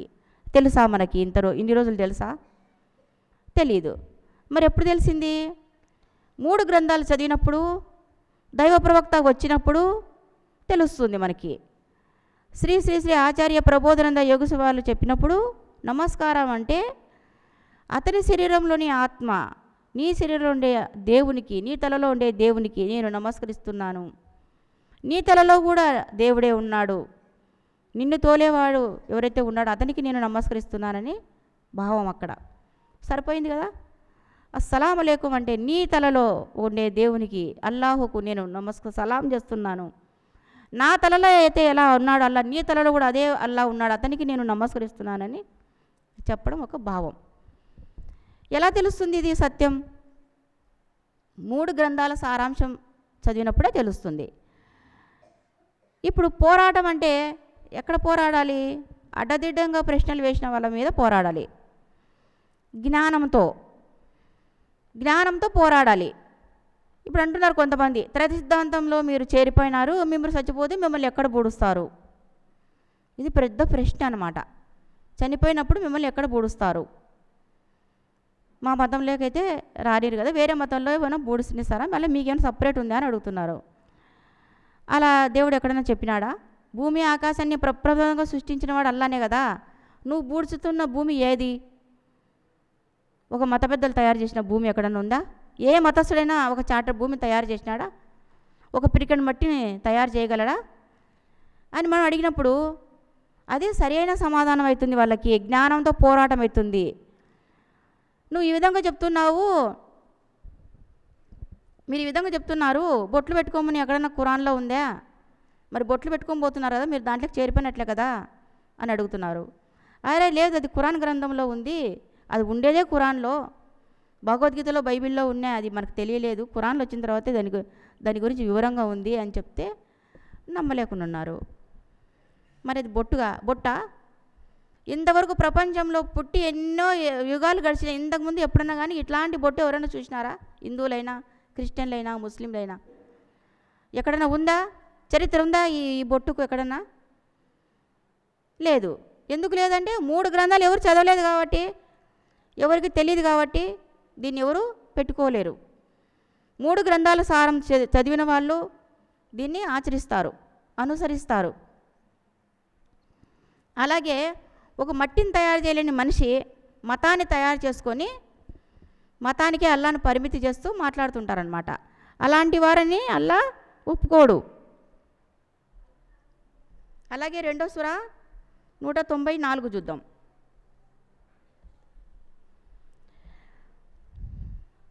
మీరు ఒక గ్రంథం చదవండి, మీకు తెలుస్తుంది విషయం, ముద్ర గురించి తెలుస్తుంది. దేవుని ముద్ర అనే గ్రంథం ఉంది, అది చదవండి, అల్లా యొక్క చిహ్నాలు అంటే ఏమో తెలుస్తుంది మీకు అని చెప్తే మీరు అట్లా చెప్పకూడదు. గ్రంథం చదవమని మీరు మాకు చెప్పకూడదు. అట్లా ఎదురుగా మాట్లాడే వ్యక్తి ఎలాంటి వాడో మీరు చూసుకొని మాట్లాడండి.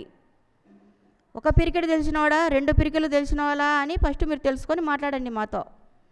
నేను మీతో మాట్లాడుతున్నాను, మీరు ముద్ర ఎందుకు పెట్టుకున్నారు, దేవుడు చెప్పినాడా, నేను నీతో మాట్లాడుతున్నా. నువ్వు ముద్ర గురించి ఇంకొకరు రాసిన గ్రంథం చదవని నువ్వు చెప్పకూడదు. అట్లా ఎదుటివాడిని ఫస్ట్ చూడు, ఒక పిరికెడు తెలిసినవాడా, 2 పిరికెలు తెలిసిన వాళ్ళని చూసి మాట్లాడాలా అని చెప్తున్నాడు. అంటే ఏంటి?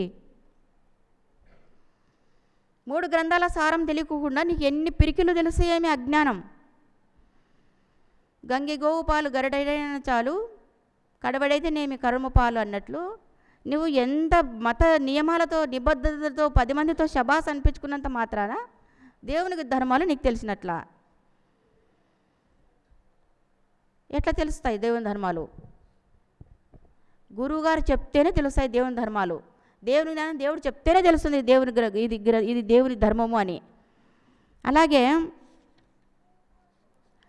అలాగ పోరాడచ్చు మనం. ఎందుకంటే ఎదురాడిన జ్ఞానాన్ని దేవుడే ఇచ్చినాడు మనకు ఆస్తిలాగా.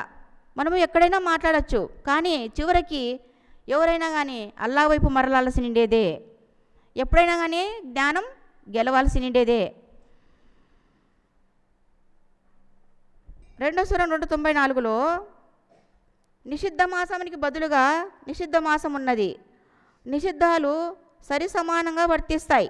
మీపై ఎవరైనా మాటల దౌర్జన్యానికి ఒడిగడితే మీరు కూడా ఆ మేరకు వారి మీద ప్రతీకారంగా మాట్లాడండి. అల్లాహుకు భయపడుతూ ఉండండి. అల్లాహుకు భక్తి గల వారికి తోడుగా ఉన్నాడు. విషయాన్ని తెలుసుకోండి. చాలు కదా మనకి. ప్రతీకారంగా మాట్లాడినప్పుడు మనం కూడా ప్రతీకారంగానే మాట్లాడతాం. అల్లాహుకు భయపడుతూ ఉండం. ఎవరు భయపడతారు? అంతటా చూస్తున్నాడు, శరీరంలో అణువణువున వ్యాపించి ఉన్నాడు, ప్రతి మాట ఆయన గమనిస్తున్నాడు, ప్రతి ఒక్కటి నమోదు చేసుకుంటున్నాడని తెలుసు కాబట్టి అల్లాహకు భయపడతారు. అవతల వ్యక్తి మతానికి భయపడతాడు, మనిషికి భయపడతాడు. కానీ ఇక్కడ దేవునికి భయపడతాడు, లోపల ఉన్న దేవుడికి భయపడతాడు. కాబట్టి తేడా ఏముంది అంటే 3 గ్రంథాల సారం తెలిసినప్పుడు ఎక్కడైనా కానీ మనము ఎటువంటి యుద్ధము చేయకోకుండా కేవలం మాటలతోనే అతని అజ్ఞానాన్ని పారదోలే విధంగా దేవుని జ్ఞానాన్ని తీర్చిదిద్దబడింది ఈ త్రైత సిద్ధాంతంలో. ఎవరు ఎటువంటి ప్రశ్న వేసినా కానీ 1,000,000 ప్రశ్నలకు ఒకటే జవాబు అన్నట్లు ఎటువంటి ప్రశ్న వేసినా కానీ ఒకటే ఒక జవాబుగా ఉంటుంది దేవుని జ్ఞానం. దేవుని జ్ఞానంతో ఎక్కడైనా మాట్లాడచ్చు, ఏ భాషలోనైనా మాట్లాడచ్చు. ఎంతటి గొప్ప మతాధిపతులతో అయినా, తీవ్రవాదులతోనైనా, ఉగ్రవాదులతోనైనా కానీ మాట్లాడచ్చు. దేవుని వాక్యాన్ని ఎవరైనా కానీ సరెండర్ కావాల్సింది దేవుని వాక్యానికి. ఆ విధంగా తీర్చిదిద్దబడింది ఖురాన్ గ్రంథం. అంతిమ దైవ గ్రంథంలో వజ్రవాక్యాలు 2వ సూర 190, 91, 92, 93, 94 ఆయతలో చూడండి దేవుడు ఏ విధంగా చెప్పినాడో. దాని భావం చూడండి స్వామివారు ఎలా రాశారు. ఎంత దయ ఉంది స్వామివారికి ప్రజల మీద. ఇట్లా ఒకరికొకరు హింసించుకొని హింసాకాండ చెలరేగకోకుండా దేవుని వాక్యంతో మార్పు చెందే విధంగా తీర్చిదిద్దారు దేవుని జ్ఞానాన్ని. ఇక్కడ హింస అనేదే లేదు. కులాలకు మతాలకు అతీతంగా చెప్పబడతా ఉంది జ్ఞానం. ఇంత గొప్ప జ్ఞానాన్ని విడిచిపెట్టి కేవలం మనుషులు నియమించిన మతానికి ఎక్కువ ఇంపార్టెంట్ ఇవ్వడం అధర్మమగును, దేవుడు ఒప్పుకోని విధానంలో మనం పోయినట్లగును. కాబట్టి ఇప్పటి నుంచైనా మతాలు కులాలు అహేతుకరమని చెప్పి ఆలోచించండి. దేవుని జ్ఞానాన్ని తెలుసుకుంటారని, సూక్ష్మ జ్ఞానాన్ని వెతుకుతారని కోరుకుంటూ ముగిస్తున్నాను. ముందుగా శ్రీ శ్రీ శ్రీ ఆచార్య ప్రబోధానంద యోగీశ్వర్ల వారికి నమస్కరించుకుంటూ ఈరోజు క్రైస్తవులకు ఇచ్చిన వాక్యం లూకా సువార్త 21వ అధ్యాయము 15వ వచనము. మీ విరోధులు ఎదురాడుటకు వీలు కాని వాక్కును జ్ఞానమును నేను మీకు అనుగ్రహిస్తాను అన్నారు.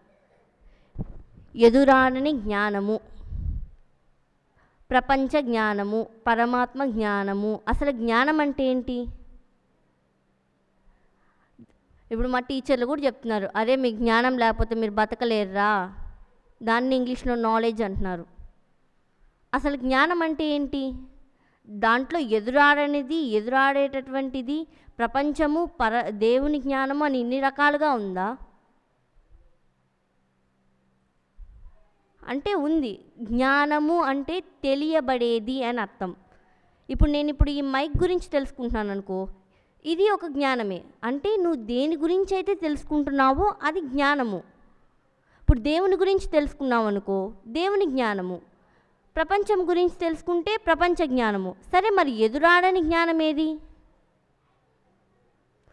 విరోధులు ఎదురాడని జ్ఞానాన్ని నేను మీకు అనుగ్రహిస్తాను అన్నారు. సరే, ఎదురాడని జ్ఞానము అంటే ఎదురు తిరిగి మాట్లాడలేరు ఎదుటి వాళ్ళు. అంటే ఇప్పుడు ఒక ప్రశ్న వేస్తే మళ్ళీ తిరిగి జవాబు చెప్పగలగాలి మనం. అలా చెప్పలేకపోతే అది ఎదురాడనటువంటి జ్ఞానము కాదు. అంటే ఏంటి అంటే ఏదైనా జ్ఞానము, శాస్త్రబద్ధమైన జ్ఞానాన్ని ఎదురాడని జ్ఞానము అన్నారు. అంటే ఇంకా అదే, దానికి మించి ఇంకా నువ్వు ప్రశ్న వేయలేవు. ఏ ప్రశ్నకైనా జవాబు దొరికేటటువంటిది. అందుకే దాన్ని శాస్త్రము అన్నారు. అంటే ఏంటి? శాసనాలతో కూడుకున్నది, ఇంకా దానికి మించి వేరొకటి లేదు.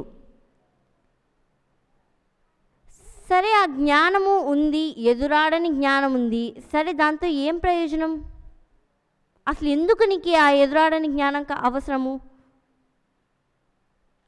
పోయిన మీటింగ్లో మనం చర్చించుకున్నాము ధర్మము అనే అంశం మీద. ఆ ధర్మము అనే అంశానికి కావాల్సిన, అంటే ధర్మము అంటే ఏంటి? ఆచరించేది. ఈ ఎదురాడని జ్ఞానం ఉన్నప్పుడు నువ్వు ఆ ధర్మాన్ని ఆచరించగలవు.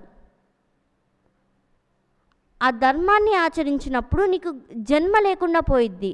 సరే, మరి ఎదురాడని జ్ఞానాన్ని ఎవరిస్తారు, ఎవరు అందజేస్తారు అంటే ఇక్కడ మీ విరోధులు ఎదురాడుటకు వీలు కాని వాక్కును జ్ఞానాన్ని నేను మీకు ఇస్తాను అన్నారు. ఎవరు అనుగ్రహిస్తారు అంటే దేవుడే అనుగ్రహిస్తాడు. అంటే ఏ మానవుడికి అందది ఇది. దేవుని జ్ఞానం దేవుని తప్ప ఏ మానవుడు ఇవ్వలేడు.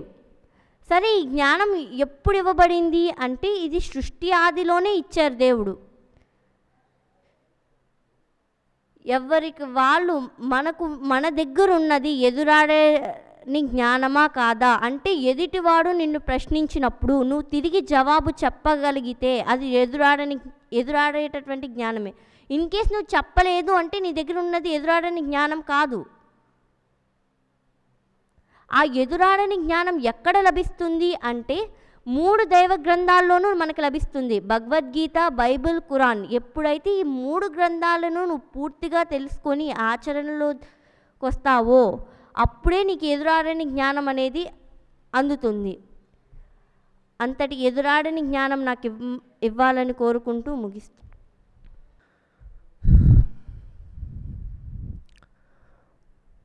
లూకా సువార్త 21వ అధ్యాయము 15వ వచనము. మీ విరోధులు ఎదురాడుటకు వీలు కాని వాక్కును జ్ఞానమును నేను మీకు అనుగ్రహింతును.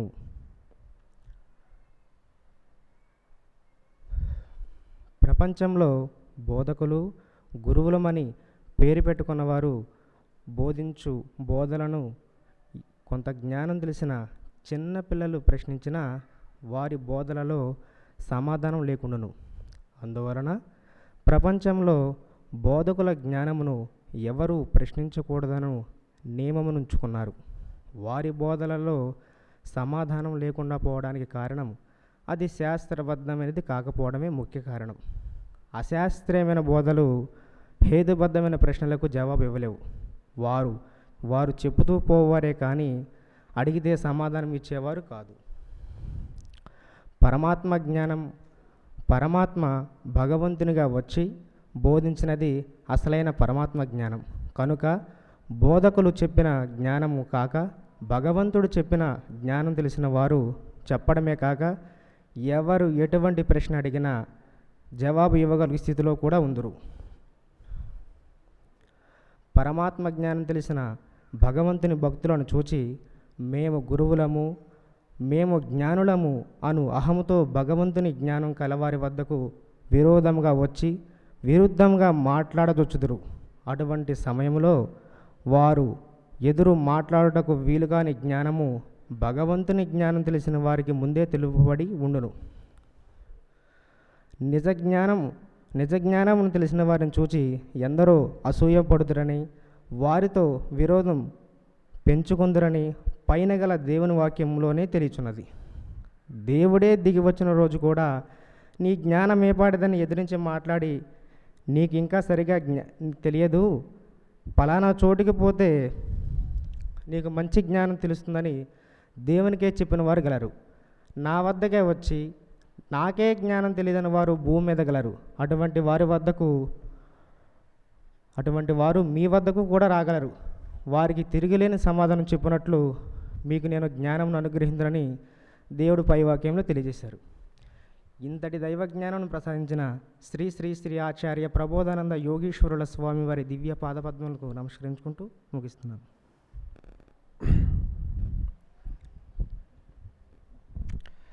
మీ విరోధులు ఎదురాడుటకును కాదనుటకును వీలు కాని వాక్కును జ్ఞానమును నేను మీకు అనుగ్రహించునని ప్రభువు చెప్పాడు. ఇదే వాక్యాన్ని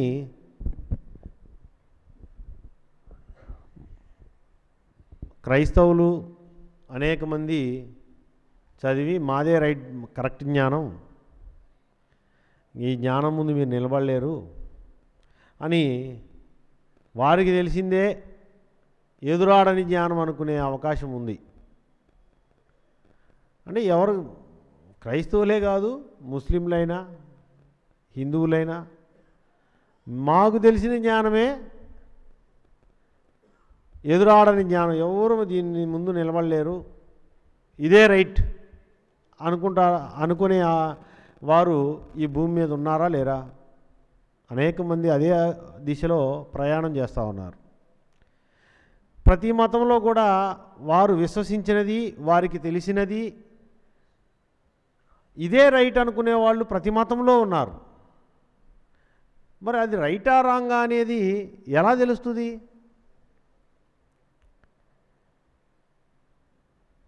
ఎవరు చెప్పాలి? పోనీ చెప్పిన భగవంతుడు చెప్పాడు. ఎప్పుడు చెప్పాడు ఇది? నేను విరోధులకు ఎదురాడని జ్ఞానం ఇస్తానని యేసు ప్రభు వారు 2000 సంవత్సరాల క్రితం చెప్పారు. మరి 2000 సంవత్సరాల క్రితం చెప్పిన ఈ మాట పట్టుకుని ఆనాడు శిష్యులు మాట్లాడుంటారా లేదా? మాట్లాడారు. అప్పటి నుంచి ఈ బైబిల్ గ్రంథాన్ని చదువుతూ చెప్పుకుంటున్నారా లేదా? ఈ 2000 సంవత్సరాల వరకు కూడా ఈ మాటలను మాట్లాడుకుంటూ మాదే కరెక్ట్ జ్ఞానము, మేమే రైటు అని చెప్పుకుంటున్నారు కదా క్రైస్తవులంతా. మరి ఎదురాడని జ్ఞానం వాళ్ళకు కూడా దొరికినట్టేనా? భగవద్గీత సుమారు 4000 సంవత్సరాల క్రితం ఇవ్వబడింది. 4000 సంవత్సరాల క్రితం ఇవ్వబడిన భగవద్గీత ఇప్పటివరకు చెప్పబడతా ఉంది. మరి వారందరికీ కూడా భగవద్గీతను కలిగి ఉన్న వారంతా కూడా ఎదురాడని జ్ఞానం కలిగి ఉన్నారా? ఖురాన్ గ్రంథము సుమారు 1500 సంవత్సరాల క్రితం ఇవ్వబడింది. ఖురాన్ గ్రంథాన్ని బేస్ చేసుకొని అనేక మంది ముస్లింలు ఉన్నారు, చదువుతుంటారు, దాన్ని ఇతరులకు చెప్తుంటారు, మాట్లాడుకుంటుంటారు. లేదు, వాళ్ళకి తెలిసిన వాళ్ళకి ఇవ్వబడిన ఆ ఖురాన్ను ఎదురాడని జ్ఞానంగా వాళ్ళకి అర్థమైందా? వాళ్ళు ఆ ఎదురాడిన జ్ఞానంగా వాళ్ళు బయటకు తెలుసున్నారా? ఈ ప్రశ్నలు వేసినప్పుడు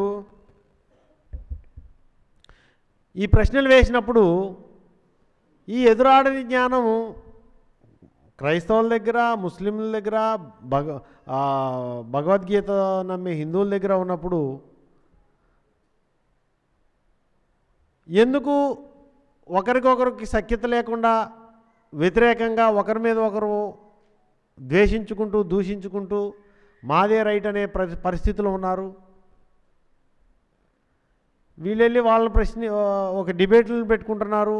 డిబేట్లలో కూడా ఏం తేలక ఎటు చాలక ఉండిపోయే పరిస్థితికి వచ్చారు. అంటే దేవుడైతే దైవజ్ఞానాన్ని ఇచ్చాడు, అది విరోధులు ఎదురాడని జ్ఞానం అని చెప్పాడు, అది ఇస్తానని కూడా చెప్పాడు, అది నేనే ఇయ్యాలని కూడా చెప్పాడు. కానీ అటువంటి విరోధులు ఎదురాడని జ్ఞానాన్ని భగవద్గీత చెప్పిన తర్వాత 4000 సంవత్సరాల నుంచి అది విరోధులు ఎదురాడనటువంటి జ్ఞానంగా వాళ్ళకి అర్థమైందా అంటే అర్థం కాలేదని చెప్పక తప్పదు. బైబిల్ ఇచ్చిన తర్వాత 2000 సంవత్సరాల నుంచి విరోధులు ఎదురాడని జ్ఞానంగా అది అర్థమైందా వాళ్ళకంటే అర్థం కాలేదు. ఖురాన్ విషయంలో కూడా అదే. చాలా మ్యాక్సిమం ఎక్కువ శాతం మంది ఖురాన్ గ్రంథాన్ని విప్పి చదివేకి కూడా వాళ్ళకి పర్మిషన్ లేని స్థితిలో ఉన్నారు. ఒకవేళ తెలుగులో చదువుకుంటా అంటే లేదు, తెలుగులో చదవకూడదు, అరబీలో చదవాలి అంటాడు. అరబీలో చదివి అరబీ అందరికీ రాదు. వివిధ దేశాల్లో ఉన్న ముస్లింలందరికీ అరబీ రాదు. అరబీ రాదు. ఒకవేళ అరబీలో ఎవరన్నా చదివితే విన్నది అర్థం కాదు. అసలు ఇవ్వబడిన జ్ఞానం తెలియబడకుండా ఉండిపోయింది. అంటే దేవుడిచ్చిన జ్ఞానం విరోధులు ఎదురాడని జ్ఞానమే, అందులో ఎటువంటి సందేహం లేదు. కానీ విరోధులు ఎదురాడనటువంటి జ్ఞానము అందరికీ అలాగే అర్థమైందా అనేది ఇక్కడ ప్రశ్న. అందరికీ అలా అర్థం కాకపోవటం వల్ల ఒకరికొకరు ద్వేషించుకుంటూ దూషించుకుంటూ మాది గొప్ప అంటే మాది గొప్ప అనుకుంటూ దైవజ్ఞానాన్ని విషయంలో వారు ఎదురాడని జ్ఞానాన్ని కలిగి లేకుండా ఉన్నారు. ఉదాహరణకి చూస్తే దేవాలయము అనే ఒక విషయాన్ని మనం చూస్తే భారతదేశంలో మాత్రమే కొద్దిగా దేవాలయాలు కనబడుతున్నాయి. ఇప్పుడు ఈ దేవాలయం విషయంలో క్రైస్తవులు ఏమంటారంటే అది దేవాలయం కాదు, అక్కడ చేసేదంతా విగ్రహారాధన అని చెప్పేవాళ్ళు ఉన్నారు. తర్వాత క్రైస్తవులు అసలు దేవాలయాల్ని ఒప్పుకోరు కూడా ముందే. అట్లని దేవాలయం ఉందా, అది దేవాలయాలు ఉన్నాయా లేవా అంటే దేవాలయాలు ఉన్నాయని వాళ్ళ బైబిల్లోనే రాశాడు దేవుడు. యేసుప్రభు ఉన్నప్పుడు ఒక దేవాలయాన్ని, యెరూషలేము దేవాలయం అనే దేవాలయం దగ్గరికి వెళ్తే ఆ దేవాలయంలో కొంతమంది వ్యాపారం చేసేటోళ్ళని కొరడాలు తీసుకొని తాళ్లను కొరడాలుగా చేసి కొట్టి తరిమేశాడు ప్రభు. అంటే దేవాలయం అనేది ఆనాడు కూడా ఉంది, అది దేవాలయంగానే యేసుప్రభు ఒప్పుకున్నాడు. ఇది నా తండ్రి ఇంటిని వ్యాపారపు ఇల్లుగా మార్చారని వాళ్ళని తరిమేయడం జరిగింది. ఇప్పుడు క్రైస్తవులు దేవాలయం అంటే పోనీ చివరికి వాళ్ళు వెళ్ళే చర్చిని కూడా ఇది కూడుకోని స్థలం, ఆరాధనా స్థలం మాత్రమే, దేవాలయం కాదని చెప్తున్నారు. మరి ఆనాడు యెరూషలేము దేవాలయాన్ని నా తండ్రి ఆలయం అని ఆనాడు ప్రభు ఎందుకు చెప్పాడు అనే ప్రశ్న ఎవరైనా వేస్తే, అంటే దేవాలయాలు ఉన్నాయా లేవా అనే ప్రశ్న వేశారనుకోండి, క్రైస్తవుల దగ్గర సమాధానం ఉండదు. మరి అదే విధానంలో హిందువుల దేవాలయాల్ని నువ్వు ఎందుకు ద్వేషిస్తున్నావు? హిందువులు వెళ్ళే కొద్దో గొప్ప వాళ్ళకి తెలిసిన విధంగా చేసే దేవాలయాలను విశ్వసించే వారిని కూడా నువ్వు ద్వేషించే పరిస్థితి వచ్చింది కదా. అంటే శాస్త్రబద్ధమైన జ్ఞానం తెలియకపోవటం వల్ల ఆనాడు ప్రభువేమో దేవాలయాన్ని వ్యాపార పెళ్లికి చేస్తే దాన్ని వాళ్ళని తరిమేసినాడు అక్కడి నుంచి. అంటే దేవాలయాలు ఉండొచ్చు, దాని భావం మారిపోయి ఉండొచ్చు, అయినంత మాత్రాన అది దేవాలయం కాదనడం తప్పు. ఖురాన్ గ్రంథంలో కూడా ముస్లింలు కూడా దేవాలయం గురించి ఎప్పుడు ఆలోచన వాళ్ళకి ప్రస్తావన ఉండకపోవచ్చు నాకు తెలిసి. ఇట్లా ఒకే విషయం మీద అవగాహన లేక అది విరోధులు ఎదురాడని ఇప్పుడు ఈ ప్రశ్న వేసాం. మీరు దేవాలయం ఆనాడు ప్రభువు దేవాలయం ఉందనే కదా నా తండ్రి ఆలయం అని చెప్పాడు, మరి మీరేమో దేవాలయాలని మీరు దూషిస్తున్నారని మనం అడిగితే, ఏదైనా ఒక హిందువు అడిగితే సమాధానం లేదు. అంటే ఏది నువ్వు ఎప్పుడూ చెప్పగలవు? శాస్త్రబద్ధమైన దేవాలయం గురించిన వివరణ నీ దగ్గర ఉంటే, ఏది దేవాలయం కాదో నీ దగ్గర వివరణ ఉంటే, నువ్వు దాన్ని ఇదిగో ఇది దేవాలయం అంటే అని నువ్వు చెప్పగలవు. ఏ హిందువు అడిగినా లేకపోతే ముస్లిం అడిగినా. మొదట దేవాలయం గురించి నీకే తెలియనప్పుడు నీకు తెలియని దాని గురించి నువ్వు ద్వేషించి మాట్లాడటం ఎలా కరెక్ట్ అవుతుంది?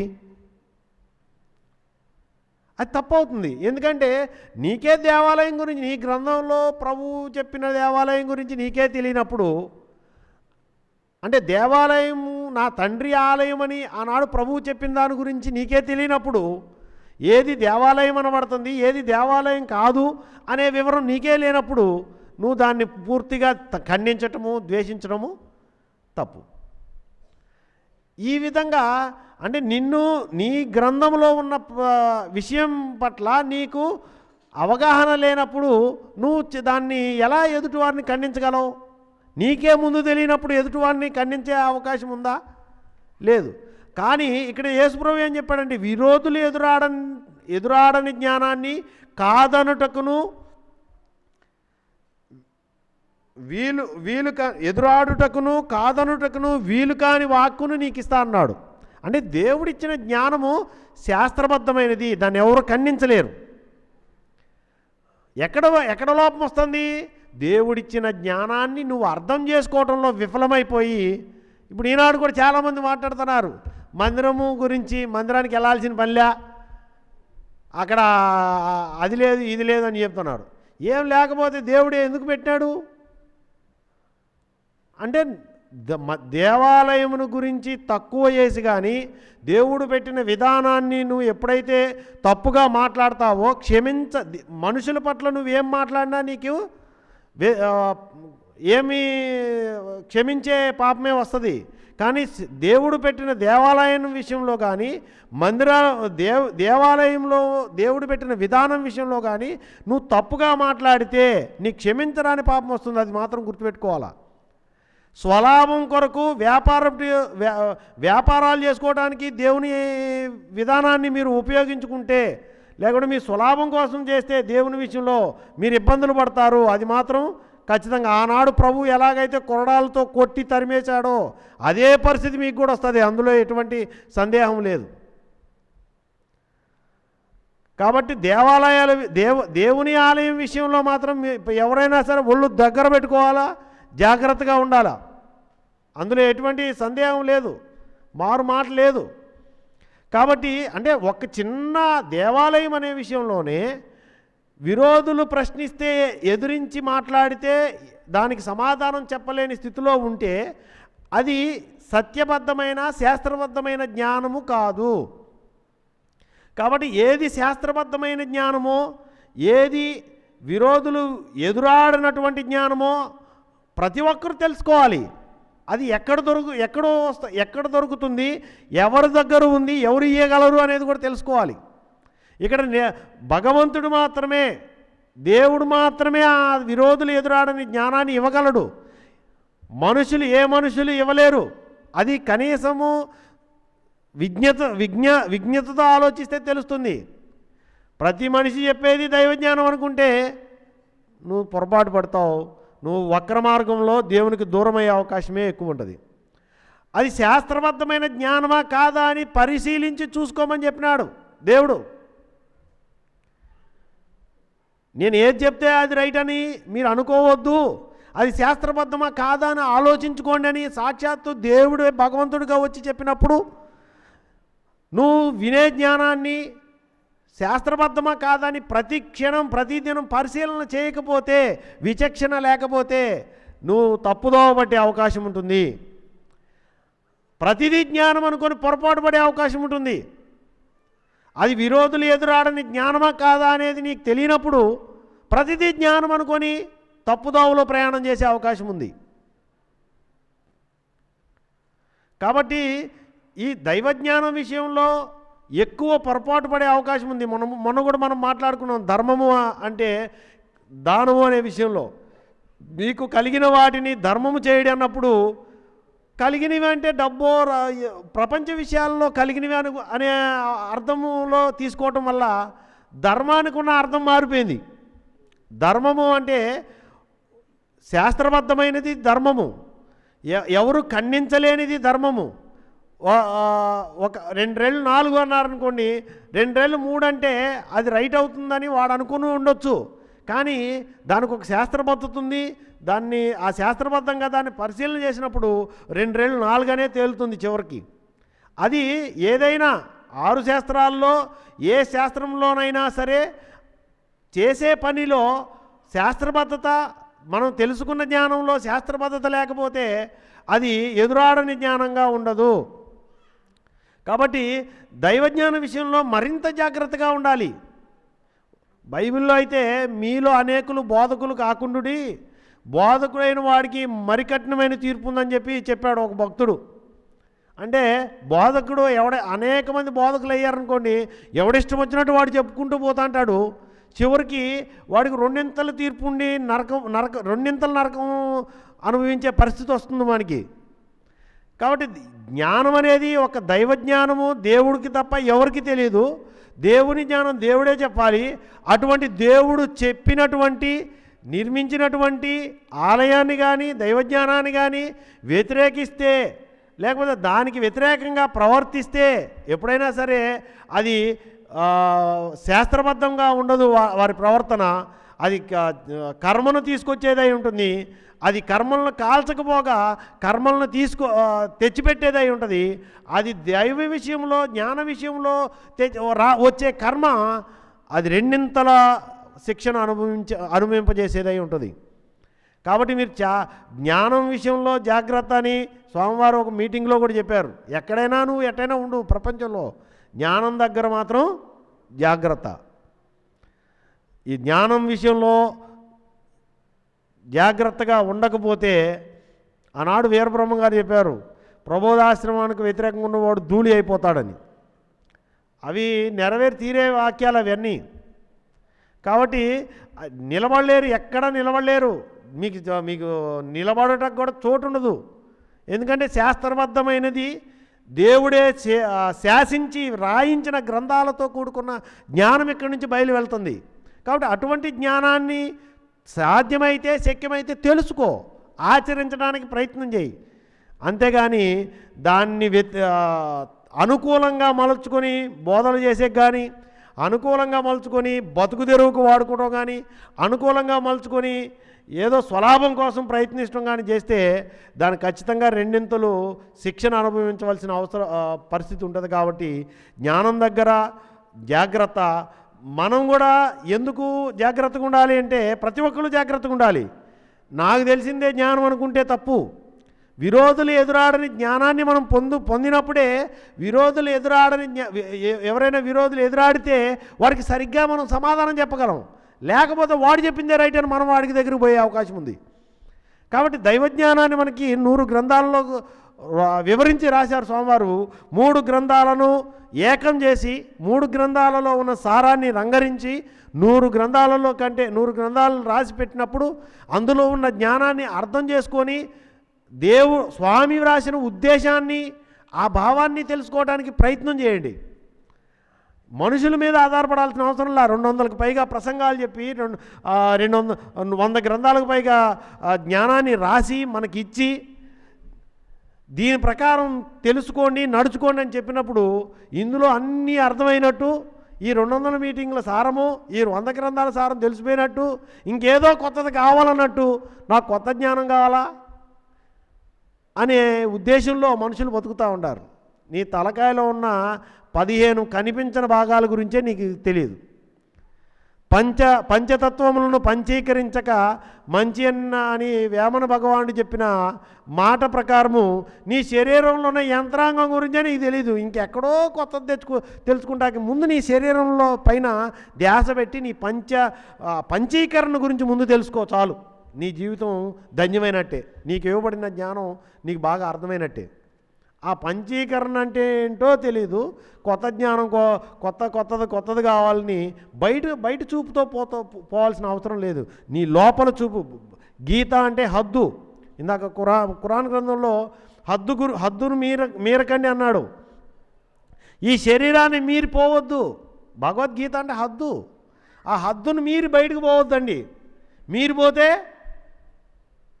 మీరు పోతారు. ఈ హద్దును మీరు కానీ మీరు పోయారా మీరు పోతారు, ఇంకా మీరు ఉండరు. కాబట్టి అది తెలుసుకోవాలి ప్రతి ఒక్కడు. ఈ శరీరమే హద్దుగా నీకు దైవజ్ఞానాన్ని దేవుడు 3 గ్రంథాల రూపంలో ఇచ్చాడు.